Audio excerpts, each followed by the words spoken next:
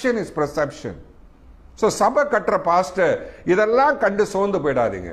சமயத்தில் சரிவு வரும், நெளிவு வரும். உங்களோட உழைப்பு உண்மையா இருந்தா, நீங்க சிந்தனை வேர்வை உண்மையா இருந்தா, நீங்க கர்த்தருக்குன்னு உண்மையா விதைச்சிருந்தீங்கன்னா, உண்மையிலே நரகத்திலேருந்து மக்களை பிடிங்கி எடுத்துட்டு வந்து உங்க சபையை கட்டியிருந்தீங்கன்னா, யாரும் அசைக்க போவதில்லை. நரகத்தின் வாசல் உங்களை மேற்கொள்வதில்லை. ஹல்லேலூயா, ஹல்லேலூயா. நரகத்திலேருந்து நம்ம பிடிங்க எடுத்திருக்கிறோம்னா, நரகத்திலேருந்து மக்களை பிடிங்க எடுத்திருக்கிறோம்னா, பரலோகமே உங்களோடு சேர்ந்து அந்த மக்களை பாதுகாக்குது. அவங்களுடைய சொந்த எண்ணங்களிலும் அவங்களுடைய சொந்த ப்ரிசெப்ஷன் ஜட்ஜ்மெண்ட்ல அவங்க சரிஞ்சு போறதுக்கு நம்மளுக்கு ஒன்றும் பிரச்சனை, நம்ம அங்கே தான் இருக்க போறோம்.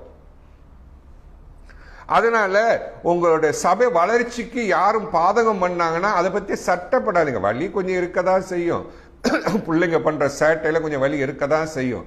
அதை பத்தி நீங்க கவலையே பட வேண்டாம் பாஸ்டர்மார்களே. நீங்கள் நரகத்தின் வாசல்ல இருந்து, நரகத்தின் அக்கினியிலிருந்து, பாவத்திலிருந்தும் சாபத்திலிருந்தும் வியாதியிலிருந்தும் பிசாசின் பிடியிலிருந்தும் மக்களை நீங்க விடுவிச்சு கொண்டு வந்து நீங்க சபையை கட்டியிருந்தீங்கன்னா அதுதான் ராஜ்யத்தின் அஸ்திவாரம். நீங்க பயப்பட வேண்டிய அவசியம் இல்லை. பெத்த பிள்ளைங்க சேட்டை பண்ணா வலிக்கதான் செய்யும். காலத்து கையில விடுவோம். காலம் என்கிறது நல்ல ஒரு மாஸ்டர் டீச்சர். காலம் என்கிறவர் அவங்களுக்கு என்னென்ன பாடங்களை கற்றுக் கொடுக்க வேணுமோ கற்றுக் கொடுத்து வீட்டுக்கு அடங்காது ஊருக்கு அடங்கும்னு விட்டுற வேண்டியது. என்ன அழகான வார்த்தை. சரி, பிள்ளைங்க வீட்டுக்கு அடங்காதுன்னா ஊருக்கு அடங்கும், விட்டுருவோம், போய் சுத்திட்டு வரட்டும், என்ன வந்துட போகுது. சத்தியம் சத்தியம் அங்கதானே நிற்கும். நம்ம ஒண்ணு நடிக்க வேண்டியதை போய் ஒருத்தனை நரகத்திலேருந்து பிச்சு கொண்டுட்டு வர்றத நடிப்பா? அடப்பாவீங்களா ஊழியக்காரங்க. நீங்க போய் ஒரு குடும்பத்தை கொண்டுட்டு வர எவ்வளவு பாடு, எவ்வளவு அவமானம் பட்டு ஒரு குடும்பத்தை நீங்க கொண்டு வந்திருப்பீங்க. அது நடிப்பா?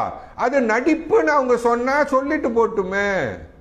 அட, நம்ம நடிச்சாலும் சில ஆத்மா நரகத்திலேருந்து வெளியில வருதுன்னா நடிப்போமா?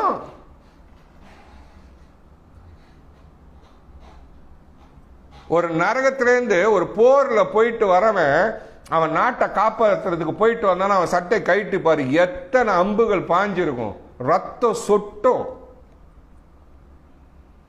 ராத்துல தூக்கம் இருக்காது அவனுக்கு, வலி.